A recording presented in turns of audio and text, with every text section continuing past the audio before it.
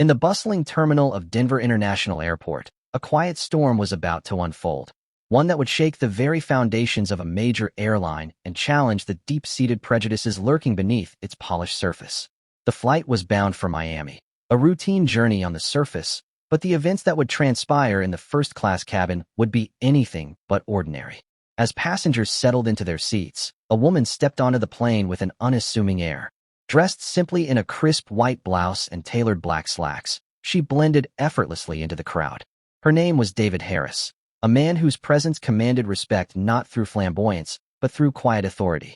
David was the CEO and a significant shareholder of Horizon Air, holding 30% of the company's shares.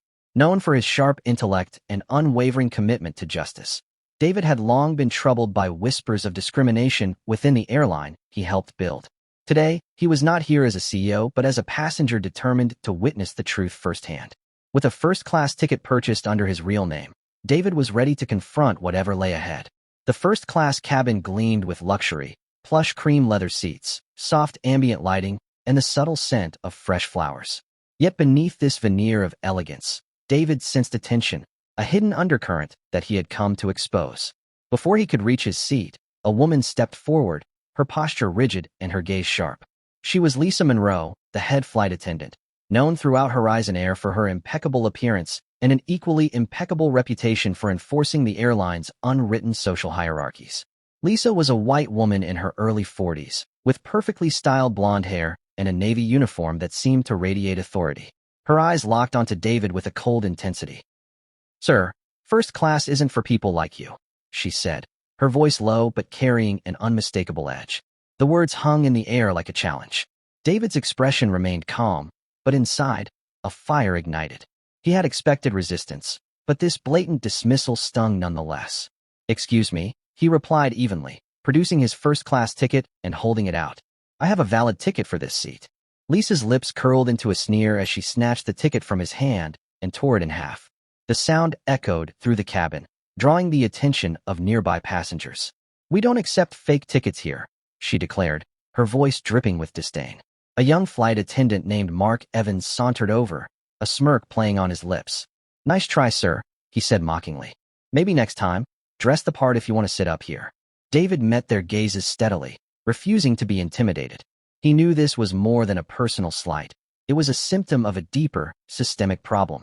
Horizon Air had long been accused of covert discrimination, with passengers of color often relegated to economy despite valid tickets and means to pay. Today, David was determined to end that. The cabin buzzed with whispers and sideways glances. Some passengers looked on with shock, others with discomfort. Among them was Rachel Simmons, a well-known social justice blogger with a keen eye for injustice. She pulled out her phone, ready to document the unfolding drama. David took a deep breath and spoke with measured authority. "I am David Harris, CEO of Horizon Air. I demand that you verify my credentials before making any further decisions." Lisa's eyes narrowed. "We don't need to verify anything. You don't belong here." Before David could respond, the captain, Robert Mitchell, appeared at the cabin entrance.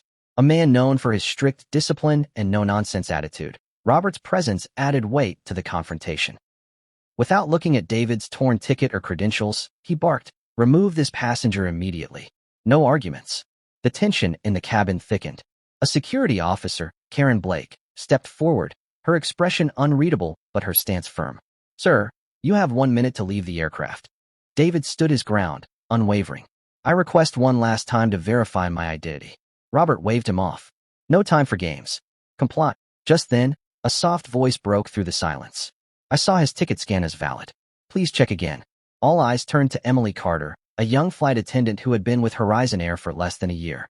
Her cheeks flushed, hands trembling. She pressed herself against a nearby seat. Fear and courage warred within her, but the truth compelled her to speak. Lisa's gaze hardened. "Emily, you're new here. Stay out of this." Mark sneered. "Yeah, don't get involved if you know what's good for you." But Emily held her ground. "I'm not causing trouble. I just saw the ticket scan. We should check the system again." Rachel nodded in agreement, her phone still recording. "Let's see the proof before making judgments." Lisa's control began to slip. The cabin's atmosphere shifted from tense to charged, as passengers murmured in support of David and Emily's bravery. David pulled out his phone and dialed his assistant, Jennifer Lee. "Jennifer, inform the board. They need to know what's happening." Lisa scoffed. "Who are you calling?" The police? We're the ones enforcing the rules. David's eyes were icy. You'll see. Minutes later, Jennifer's voice crackled over the line, loud enough for all to hear. David, the board has received the viral videos. They're in emergency session and await your instructions. Lisa's confident facade faltered. Robert's stern expression tightened. The power dynamics shifted palpably. Michael Harris, the board chair, spoke next. We confirm David Harris's identity as CEO and major shareholder. The discriminatory actions are unacceptable and violate our core values. Immediate action will be taken. The cabin erupted in whispers and gasps. Lisa's face drained of color. Mark's smirk vanished. Robert looked stunned. David's voice rang out, resolute. Anyone involved in discrimination or abuse of power is terminated immediately. You have 5 minutes to leave the aircraft. Lisa's lips quivered, pleading silently. Robert hung his head in shame. Mark clenched his fists, defeated. Emily stepped forward, phone in hand. I have proof. I recorded Lisa and Mark conspiring to delete David's seat information from the system. The cabin fell silent as Emily played the recording. The voices were clear. Erase his name. No one will believe a casually dressed man is first class. Piece of cake. Passengers exchanged looks of disbelief. The truth was undeniable. Karen Blake, the security officer, now stood frozen, her earlier resolve replaced by remorse. David placed a hand on Emily's shoulder. You did the right thing. Horizon Air needs people like you. Applause broke out, heartfelt and sincere. David addressed the cabin. We have witnessed a painful truth. Such behavior will never be tolerated again. Horizon Air commits to respect and equality for all passengers. The atmosphere shifted from fear to hope.